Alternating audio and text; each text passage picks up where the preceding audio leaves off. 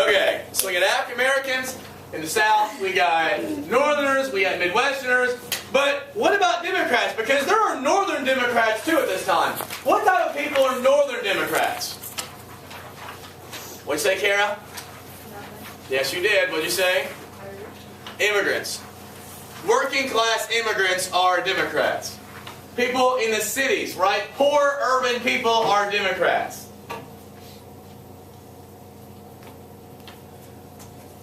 The Democratic Party was a little bit less judgmental about different types of religions. The Democrat Party had more religions, right? It had Lutherans, it had Catholics, it had some Protestants.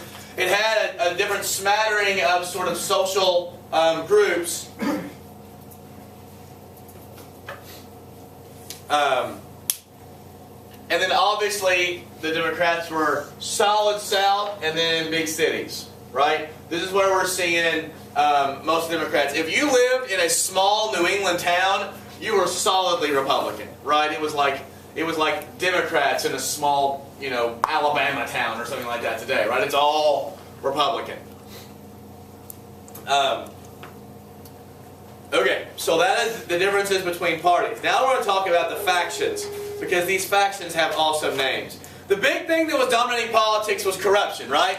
I want you guys to vote for me, right? Who starts this political corruption? Where does it start? Grant. No. Grant. Lincoln. Jackson. Start saying names, hoping for the best, right? Lincoln was not bigly corrupt. It starts with Jackson, right? Remember the spoil system? And now it's getting worse and worse and worse. Oh, really? I kind of agree. All right, you are the defender of the spoil system. That's right.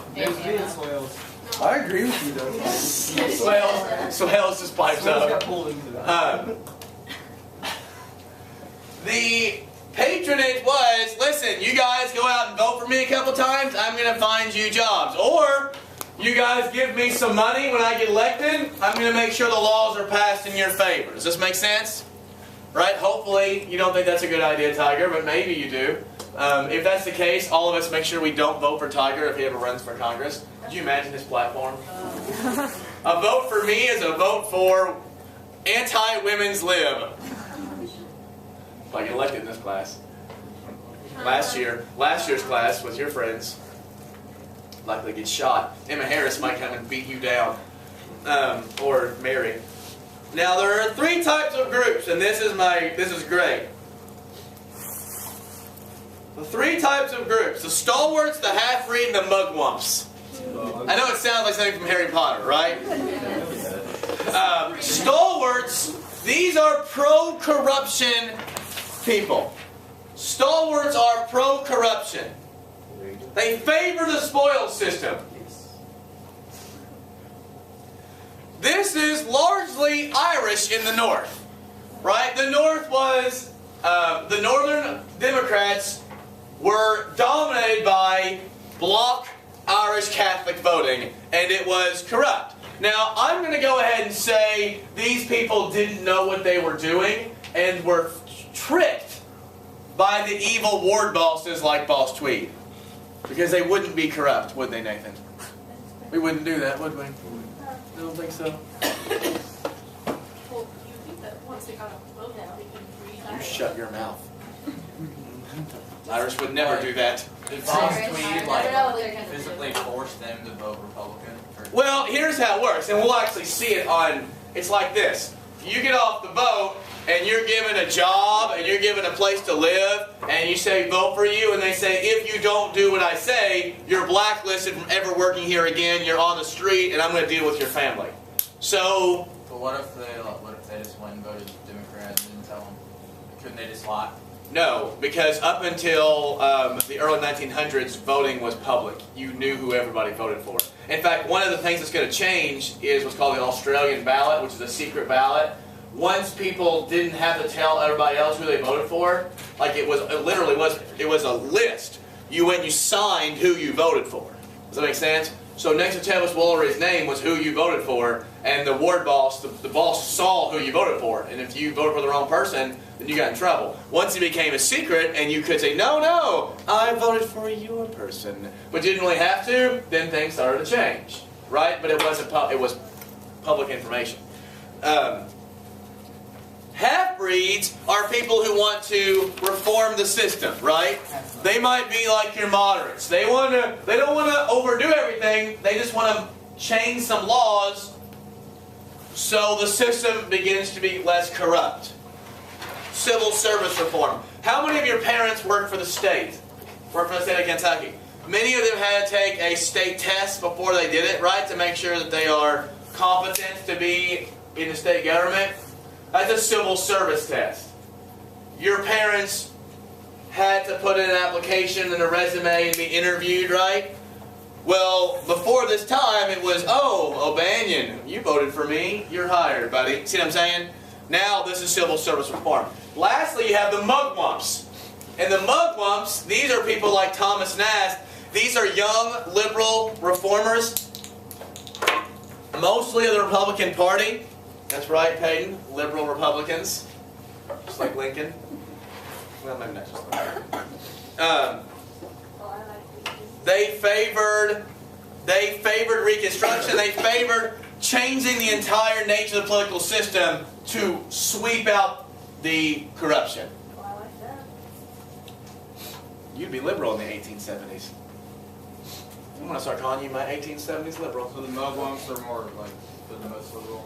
Mugwumps are the most liberal, and stalwarts are the most likely to oppose any kind of change. Why would mugwumps oppose change? Why would the Irish Catholics in the North oppose this change? Because then they wouldn't get the They're jobs. getting money and jobs. Okay, it's working for them, right? Now, one thing they don't realize is the ward bosses are actually keeping them from progressing socially. But they know they're being taken care of, and someone's looking out for Irish in their communities. This make sense? So these bosses are making the block voting to vote for Democrats? They're forcing, yeah, we're going to talk about this when we get to urbanization, but just to give you an example, here's a city, right? Looks just like every city.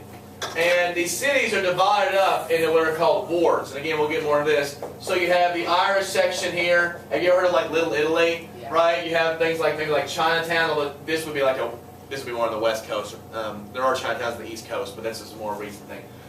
You might have like a Polish section of town, specifically this is Chicago, right? And a ward boss would control the Irish section. A ward boss would control the Polish section, the Greek section, the Italian section, and protect their interests. And when I say the Italian section of a city, we're talking about the signs are written in Italian, right? I mean, it's very Italian. Many people today are critical of Hispanics who come over and don't speak the English, don't speak the language yet. Speak the English. Speak the language yet. Have you noticed that it's traditionally older Mexican people who don't speak as well, and then like people who are about your age, 20s, probably speak both pretty well, and their kids will speak both, and probably their grandkids probably won't even speak Spanish, right? I know you live pretty close to the Navas, right? Yeah. I'll bet you that Sandra's kids, when she has kids, or Serge's kids, might not even speak Spanish, right? I know Serge and Sandra both speak Spanish, but they have no accent also, right? This is the same thing that's been happening for years. People want to make Mexican immigration seem like it's a new phenomenon, but it's not. I mean, it's just the same thing we happen all the time. In fact, Mexican immigration now is kind of similar to Italian and Irish immigration 100, 150 years ago. So the ward bosses would run this section of town and would control the politics there. And they were usually Democrats because they were usually pretty corrupt. I mean, these people would have their lives protected, but they weren't great lives, right? They weren't like prosperous economic lives. So how they get better was through block voting and corruption.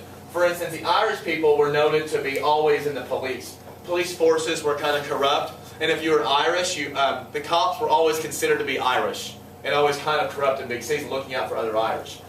Have you ever seen the Italians always like the mafia and stuff, which didn't come around until like the 1930s, 1940s as much. It was still around a little bit. They were always fearful of the Irish, not because they were another mafia group, although they were Irish mafia, but because the Irish were associated with the police. And if you ever watch any like Godfather or Goodfellas and stuff, the police are always associated with the Irish. You ever seen the Untouchables before? I know, I'm sure you've seen it. That might be a movie to show at Christmas time. The Untouchables, it won an Academy Award for Best Picture in the 80s. It was about, have you heard of Al Capone? It was about taking down Al Capone. It's awesome. It's got Kevin Costner and De Niro and Sean Connery. Yeah. Sean Connery and De Niro in the same movie, right? With this is back when Kevin Costner was the biggest deal in Hollywood. It was awesome. And Andy Garcia was in it. You guys know who Andy Garcia is? He's seen The Dark Knight, like the mayor. I don't know. I haven't seen it. He's kind of skinny. Like, it's real mafia lookish. He is Hispanic. He looks like a young Al Pacino, is what he looks like. Dude, that hat. Can I look it up? You care? Just don't comment when you see it. All right. Whoa, that's him! I knew it. He's awesome in the movie. It's a really cool movie. Really cool. Bringing down Capone. All right. Let's look at the election of 1876. Look at this on this page.